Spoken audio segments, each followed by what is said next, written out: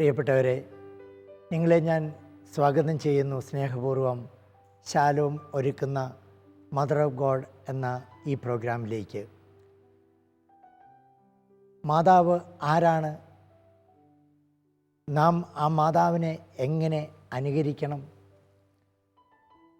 ഒരു മാതാവിനെപ്പറ്റി ഏതാനും ചില അറിവുകൾ ലഭിച്ചുകൊണ്ടായില്ല എപ്രകാരം നാം ജീവിക്കണം എന്നതെല്ലാം നമ്മുടെ ധ്യാന വിഷയമായിരുന്നു.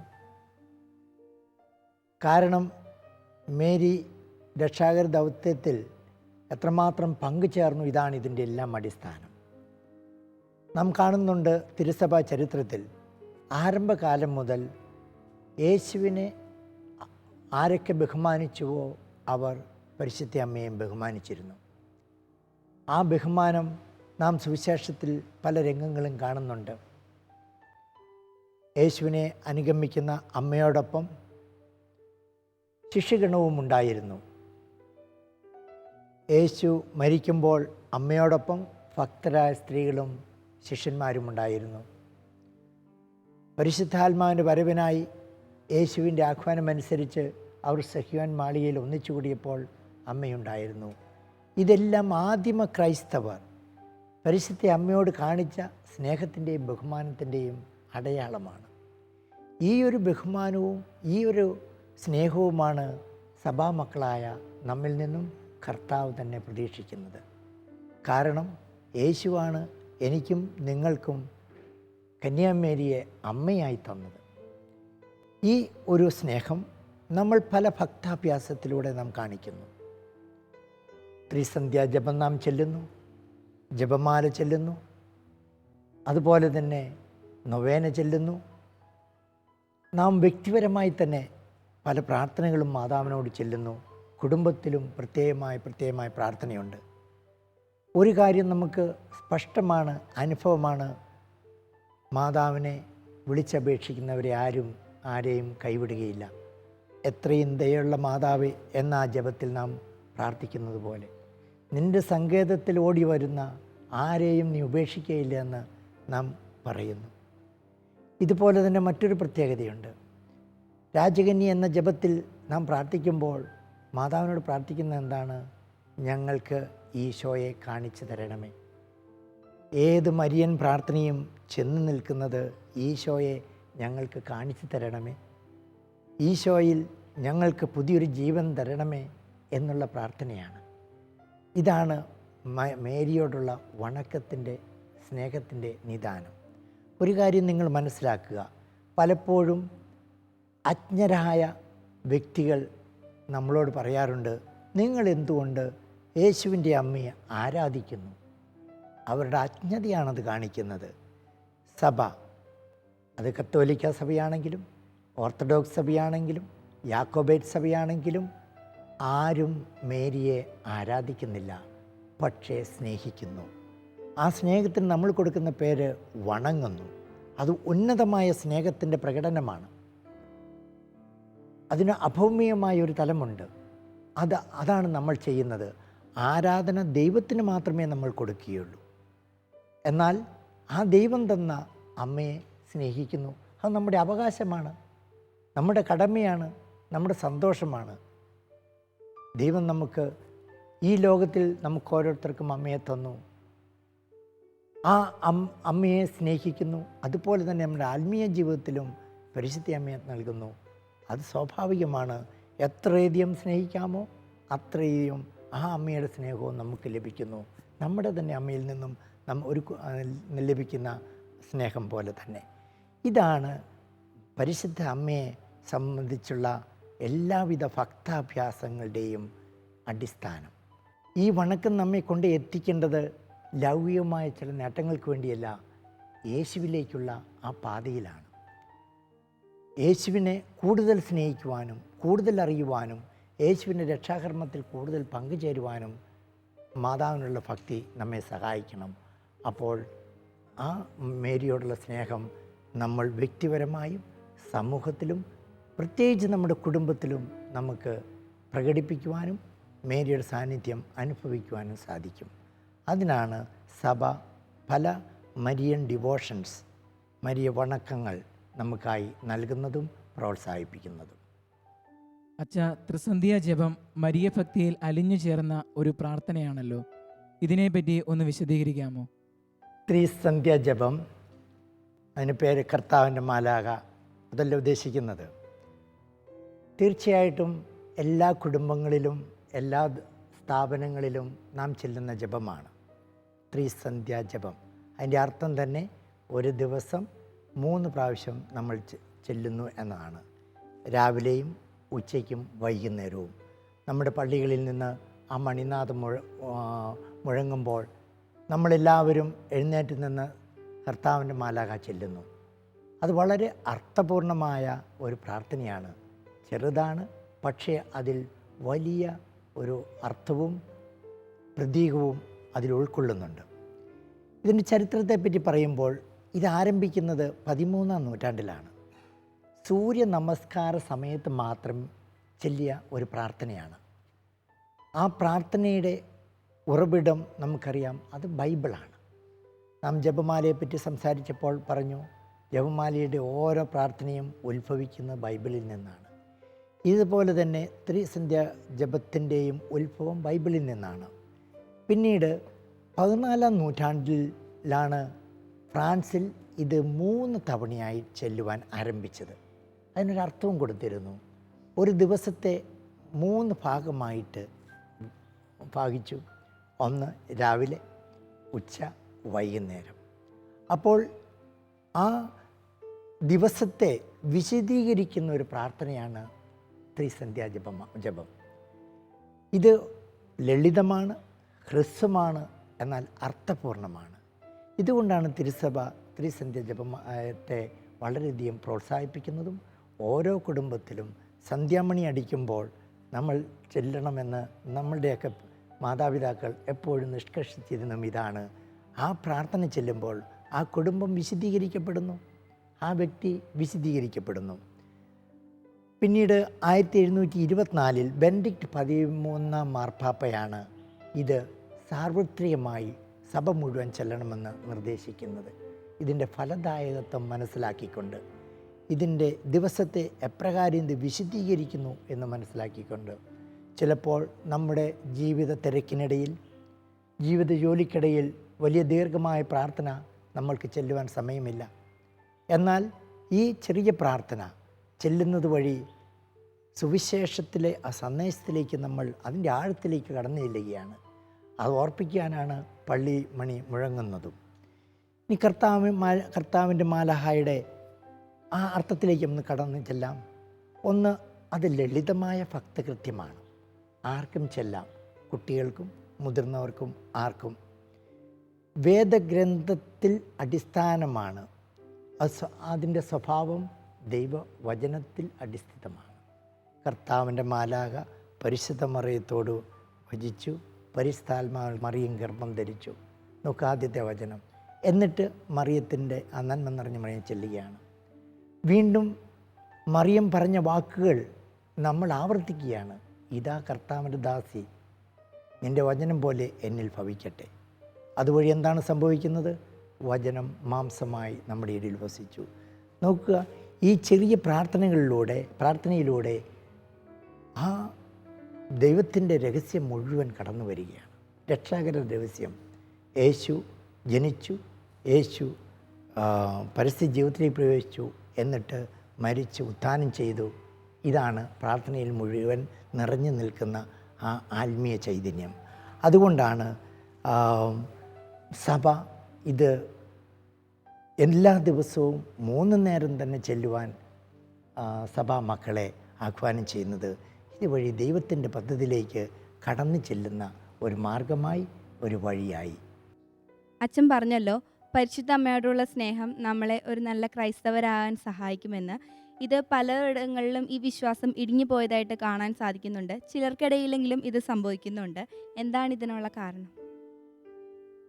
എന്തുകൊണ്ടാണ് പരിശുദ്ധ അമ്മയോടുള്ള സ്നേഹവും ബഹുമാനവും ചില സ്ഥലങ്ങളിൽ, ചില വ്യക്തികളിൽ, ചില കുടുംബങ്ങളിൽ ഇല്ലാതായി പോകുന്നത്?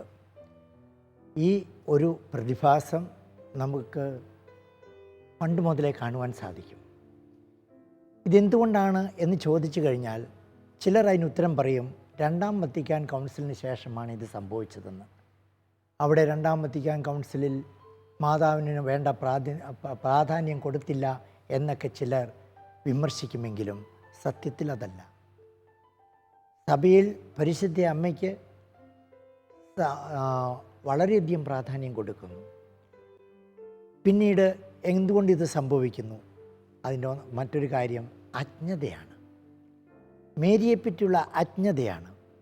ചിലർ പറയുന്നു എനിക്ക് യേശു മാത്രം മതി, യേശു ഏകരക്ഷകനാണ്, യേശുവുള്ള വിശ്വാസം എന്നെ രക്ഷിക്കുന്നു.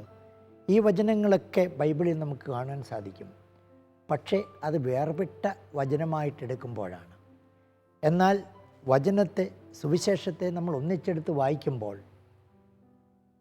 യേശുവിനോടൊപ്പം നിന്ന മേരിയെയും സ്നേഹിക്കുവാനും ബഹുമാനിക്കാനും ചെയ്യാതിരിക്കാൻ സാധിക്കുകയില്ല. അതിൻ്റെ ഏറ്റവും വലിയ ഉദാഹരണമാണ് അമ്മയായി നമുക്ക് നൽകിയ ആ പരിശുദ്ധ കന്യാമറിയം, നമുക്ക് നൽകപ്പെട്ട മറിയം.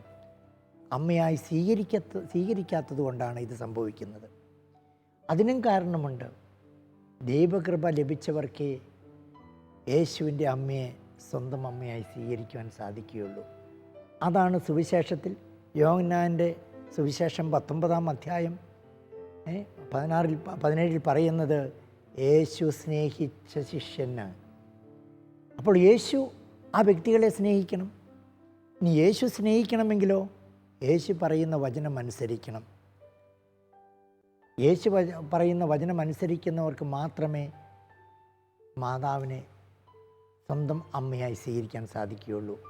അങ്ങനെ സ്വന്തം അമ്മയായി സ്വീകരിക്കാൻ സാധിച്ചെങ്കിൽ മേരിയോടുള്ള സ്വാഭാവികമായി നമ്മുടെ സ്നേഹവും നമ്മുടെ ബഹുമാനവും നാം പ്രകടിപ്പിക്കും.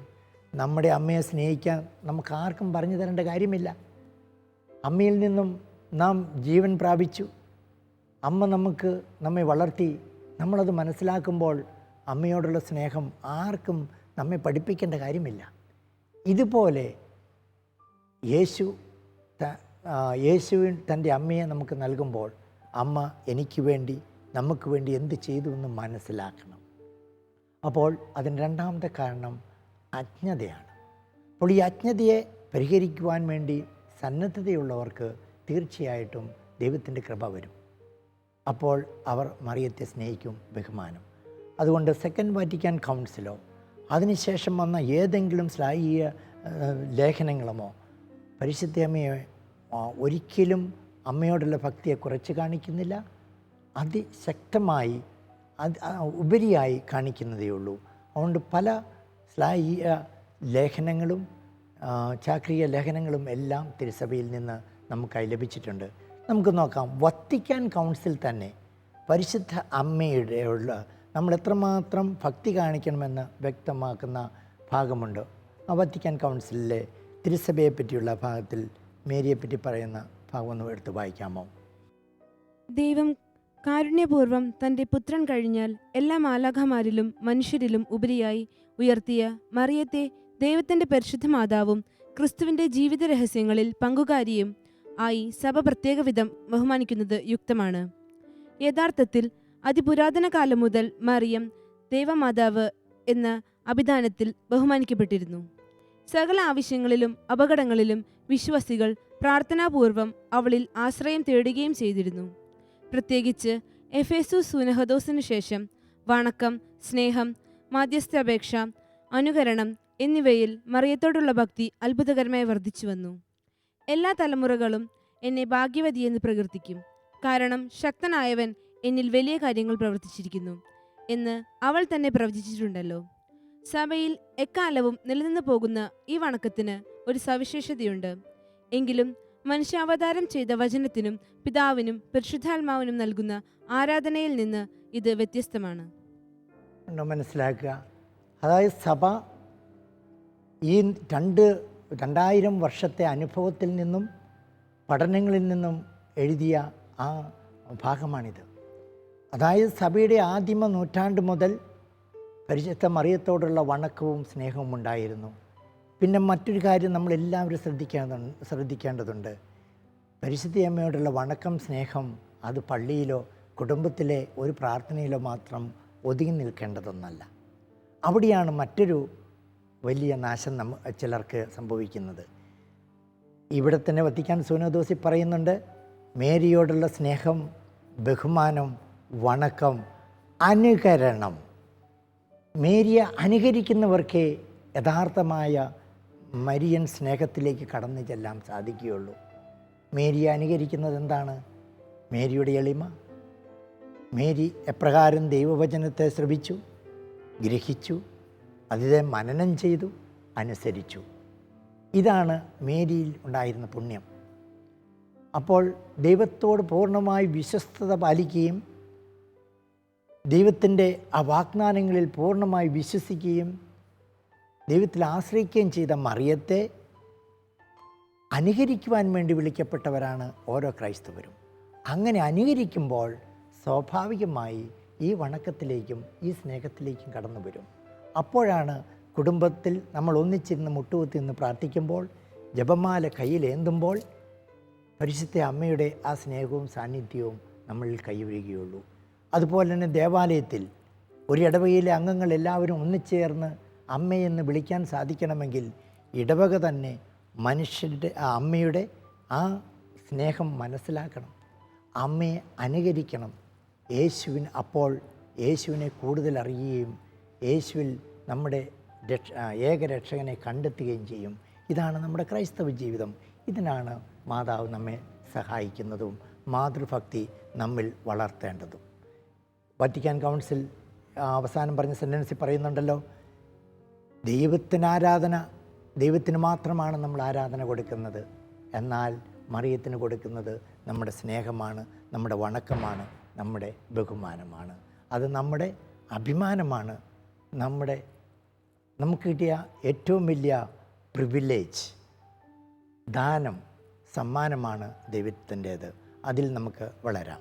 മരിയഭക്തിയുടെ അടിസ്ഥാനം എന്തെന്നും എത്രമാത്രം തിരുസഭ അതിന് പ്രാധാന്യം നൽകുന്നതെന്നും അതിൻ്റെ ലക്ഷ്യം എന്താണെന്നുമൊക്കെ നമ്മൾ കണ്ടു. അതിൻ്റെ ലക്ഷ്യം യേശുവാണ്, യേശു കേന്ദ്രീകൃതമാണ്.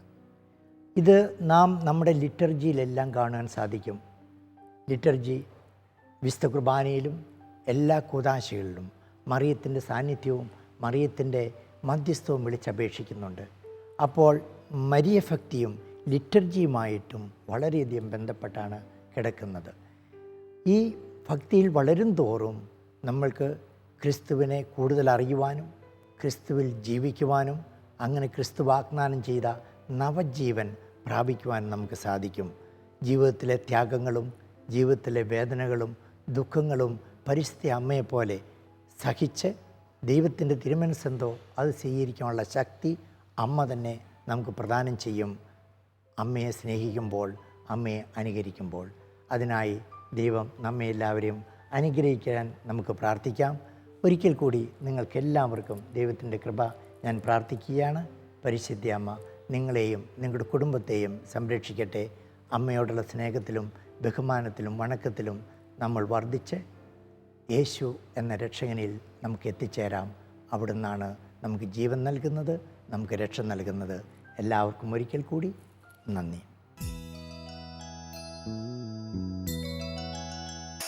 ഹൃദയം പകർന്നു വിളിക്കുമ്പോൾ അരികിൽ വരും അമലോത്ഭവയാമമ്മ. മിഴിനീരൊപ്പിത്തഴുകിത്തലോടും അനവദ്യ സ്നേഹമമ്മ. ഹൃദയം തകർന്നു വിളിക്കുമ്പോൾ അരികിൽ വരും അമലോത്ഭവയാമമ്മ. മിഴിനീരൊപ്പിത്തഴുകിത്തലോടും അനവദ്യ സ്നേഹമമ്മ.